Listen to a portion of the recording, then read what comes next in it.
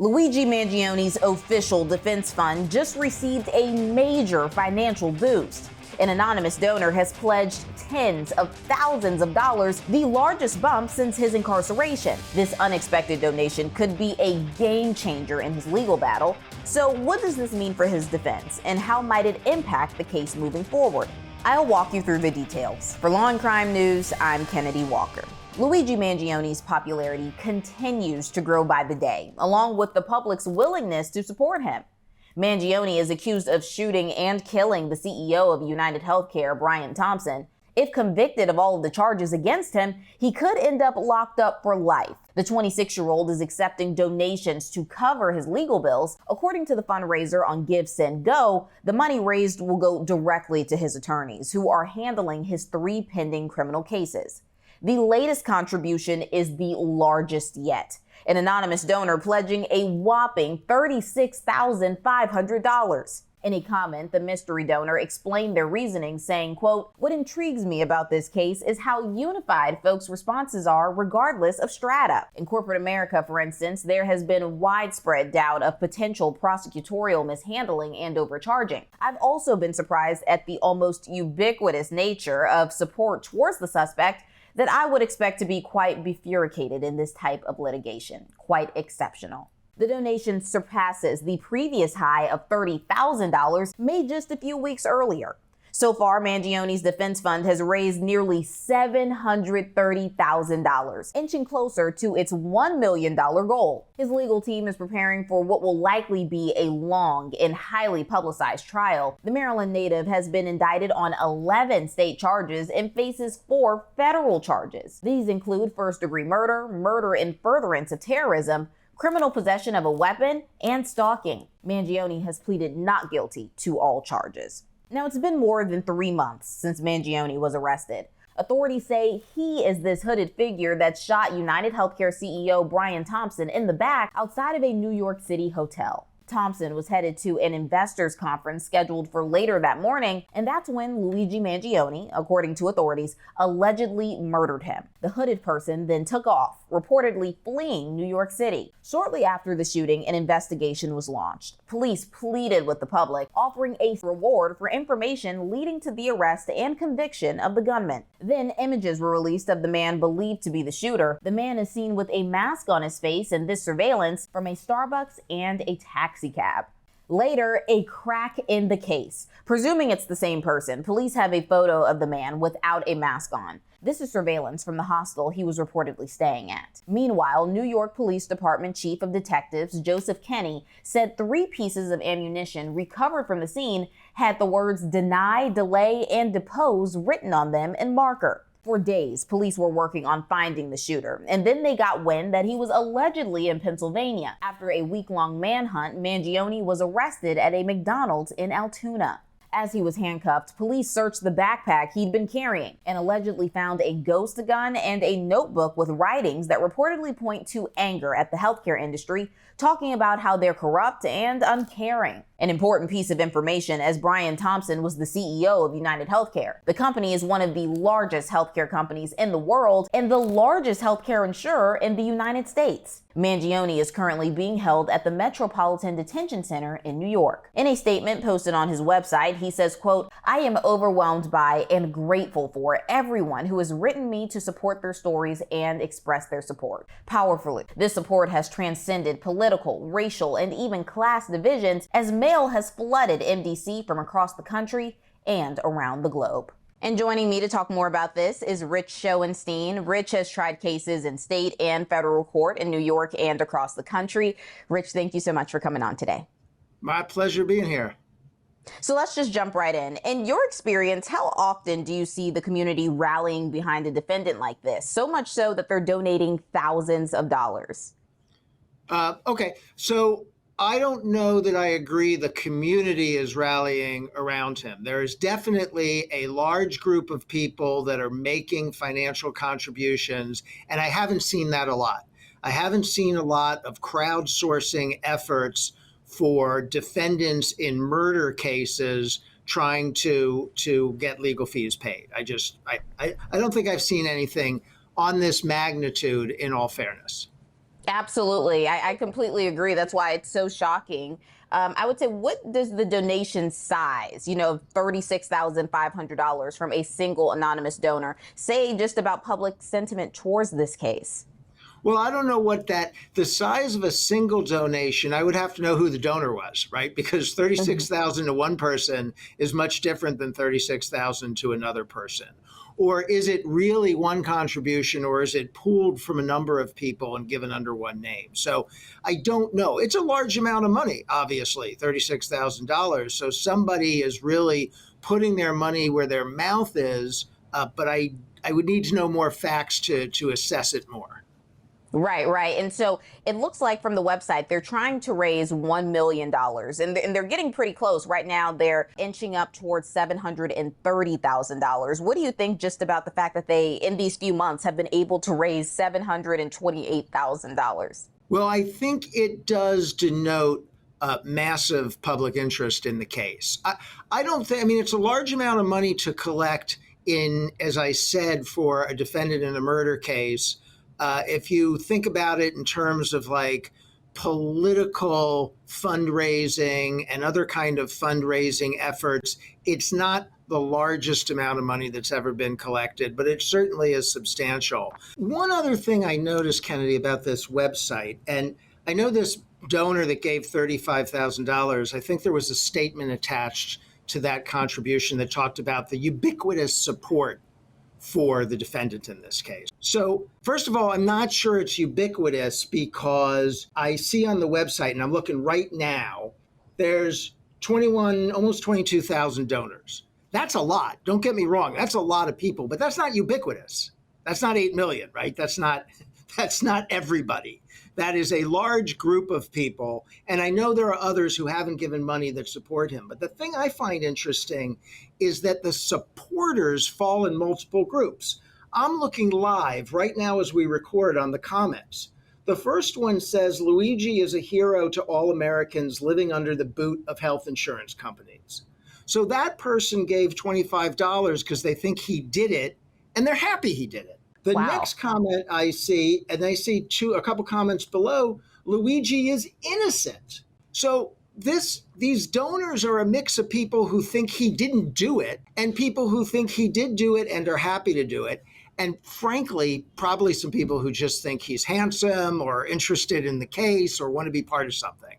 It's a mix of people, and I don't think you can lump them all together and say they all provide the same kind of support. It's really interesting to dig into it. Yeah, I have personally never seen anything like this. And I know you said same goes for you, right? Yeah, this is unique for sure. I'm interested in why people are giving, and I'm interested in how the money is being used. Right. Well, according to the website, it's saying that it's being used to fund his defense. How might a well funded defense impact the outcome of a case like this? Well, certainly the better funded the defense, the better. I mean, one of the issues in criminal cases is that the state or the federal government has massive resources and the defendants often don't. One of the things I'm interested about, I haven't really heard that this defendant didn't have resources. He went to an Ivy League school. He apparently comes from an affluent family. I've not heard that he lacked resources to mount a defense. He has hired a prominent and excellent criminal defense lawyer. One of the best in New York City is running his defense. So I've not heard any suggestion that he is unable to mount a vigorous defense with or without this fund. That's one of the things that confuses me a little bit about people giving to it. If you're worried about defendants having the ability to mount a legal defense, there are a lot of defendants in the criminal court system who don't have anything, who have to rely on legal aid lawyers or no lawyer at all. And if you're really interested in making sure that people have a legal defense, you might consider some of the fundraising efforts in that regard. Yeah, that's definitely a good point. I know a lot of people could use those funds that Luigi is getting. Are there any legal or ethical concerns when it comes to large donations funding a criminal defense? Well, the concern I have is about the website. If you read the terms and conditions, I know no one ever reads the terms and conditions of a website like this. I have. The terms and conditions are full of disclaimers. We bear no responsibility for how the money is used. If the money is not used for his defense, you can't come after us. You are assuming the risk of giving. I mean, it's in there all over their terms and conditions. So you can give to this website, you have zero assurance. And then there's something on the website that says if the money is not used for his defense, it's going to be given to some sort of public interest groups. I don't know that that would be enforceable. I don't know that you would be able to enforce that as a matter of contract law.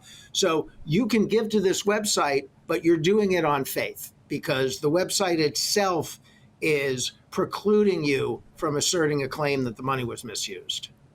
Right. And it seems like in cases like these, we really don't know what's going to happen until it happens. But based on the charges against Luigi, what kind of defense strategy do you think his attorneys might pursue? This, to me, is very much a reasonable doubt case. I haven't heard that he has an alibi. I haven't heard that he has some sort of affirmative. It's not a self-defense case. There's no affirmative defense here. I think it is going to be the government's failure to prove that he is the person who committed these crimes. It sounds like there will be some attack on the way the investigation has been conducted. That is very common in this kind of case. It doesn't mean it's without merit. It may very well be without merit, but I don't automatically conclude that it has merit because you see it a lot in this kind of case. But I think the question is, right, it's the prosecution's burden, beyond a reasonable doubt. Can they get 12 jurors unanimously to vote guilty because they believe the proof was beyond a reasonable doubt? That's what the defense is going to challenge. And can you break down some of the charges for those that may not understand? How does the charge of murder in furtherance of terrorism differ from a standard first-degree murder charge? Right. Under New York state law, intentional murder is only second degree. In other states, intentional murder is first degree and sort of unintentional reckless murder might be second degree. But in New York, intent to kill only gets you to second degree. And the significance of that is second degree murder, the highest penalty is life imprisonment with an opportunity for parole. First degree murder requires an enhancement. For example, killing a police officer is an automatic enhancement to first degree murder. An act of terrorism is an enhancement to first-degree murder. And first-degree murder carries a potential penalty of life in prison without the opportunity for parole. So the reason they went for first degree and the reason they made the terrorism allegations is to put on the table a potential penalty that doesn't include the possibility of parole. Can you explain how this falls under the umbrella of terrorism? Well, that's a principal point that's going to have to be determined by a jury. And it makes the case a lot more complicated. So the terrorism aspect, you now have to get into why he did it. For intentional murder, you really don't. If you believe that he pointed a gun at person, shot at the person, knew he was going to kill the person, that's intent to kill. But for terrorism, you have to show that he's did it to strike fear. Really, the statute talks about the government, striking fear in the government, but maybe it's a little bit broader than that. I know a lot of people think this terrorism count is a stretch, and I very much think it's harder to prove than the rest of the case, but you're going to have to convince the jury that he did this to scare people and send a message. And I think arguably, very much he's sending a message because this is apparently or allegedly all about the healthcare industry and the insurance industry, and he's sending a message, and that's what people online are reacting to. Right? The way people are reacting actually proves that he was sending a message. The question is, was he trying to instill fear? That's a more difficult question. Right. And with Mangione facing both state and federal charges, how do prosecutors determine jurisdiction in a case like this? Well, usually, so there are state and federal charges here. The federal murder charge they had to get to by these stalking allegations.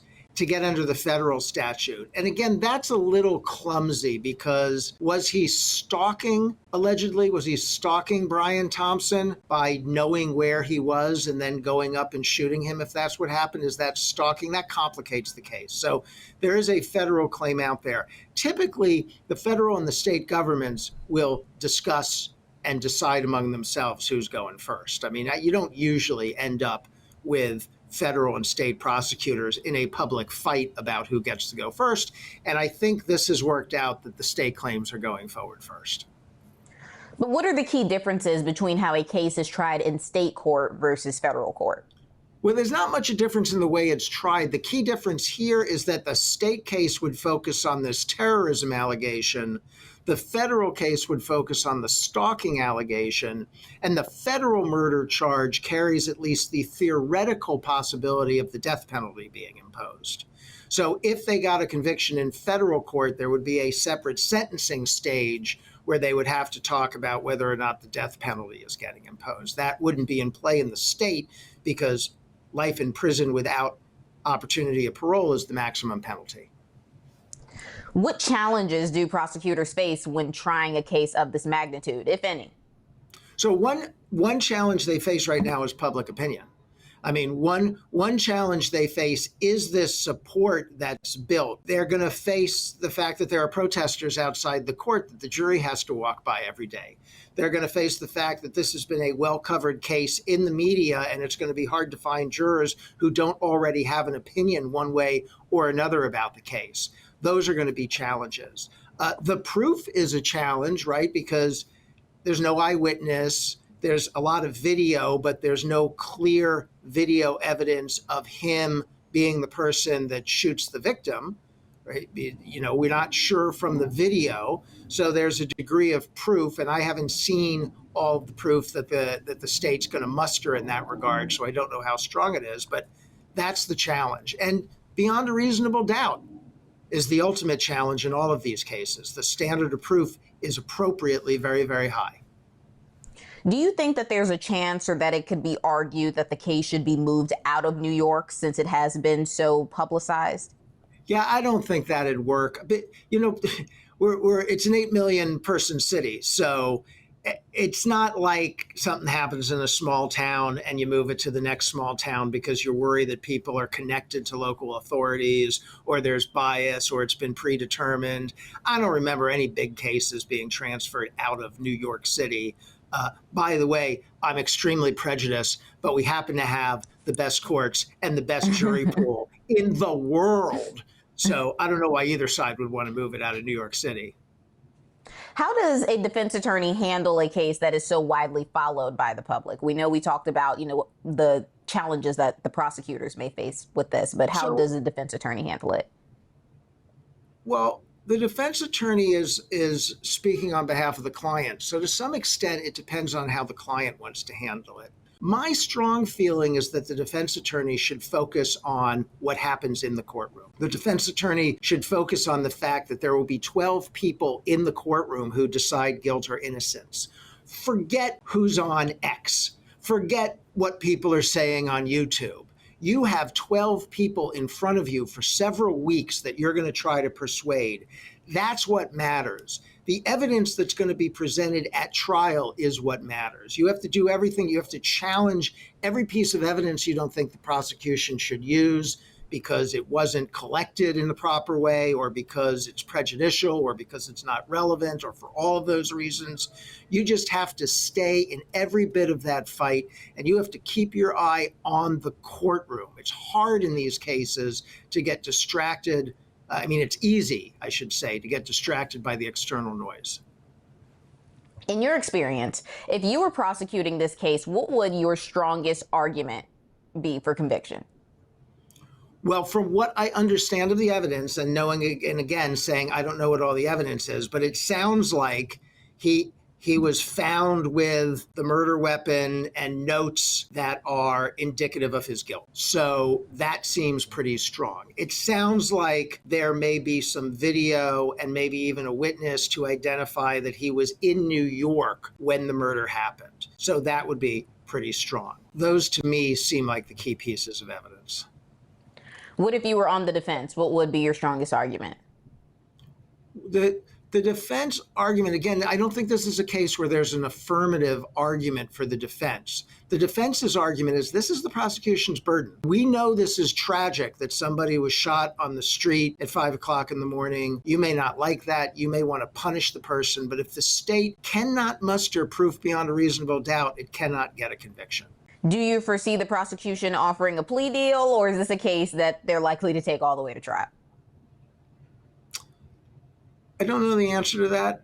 I think there's a strong possibility there might be plea negotiations, especially with this concept of opportunity for parole, no opportunity for parole floating in the air. I think that's something, with the possibility of the death penalty. I think because there's a divergence of potential penalties, there's room here for some discussion of a plea, but I don't know if that'll happen or not. What challenges do lawyers face when selecting a jury for a high-profile case like this? I know we said there's 8 million people in New York. There's going to be tons of options. What exactly are both sides looking for?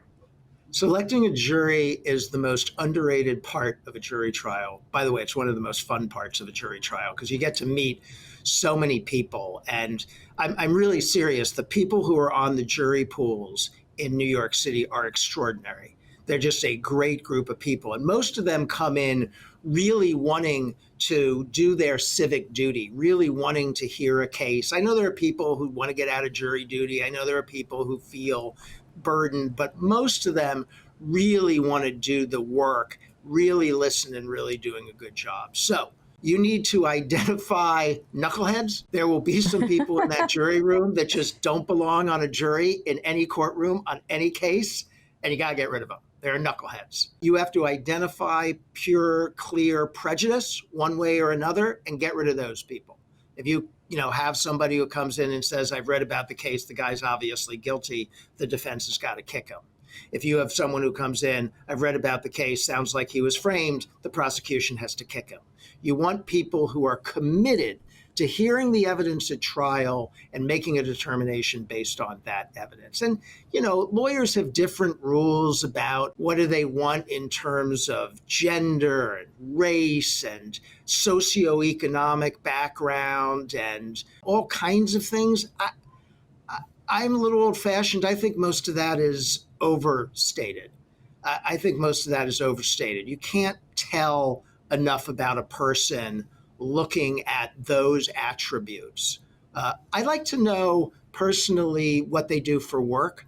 I like to have jurors that I can connect to, that I see something in their background that makes me think as a lawyer, I can speak to that person during this trial. I can come back to that person in closing argument and say something that I think I can connect to them, especially if I'm the defense, about how it's the government's burden to prove guilt beyond a reasonable doubt. How long do you think a trial like this could last, considering the complexity of all of the charges? I think it'll last a month or two, is my very rough guess. Really? And is that on the low end or the high end?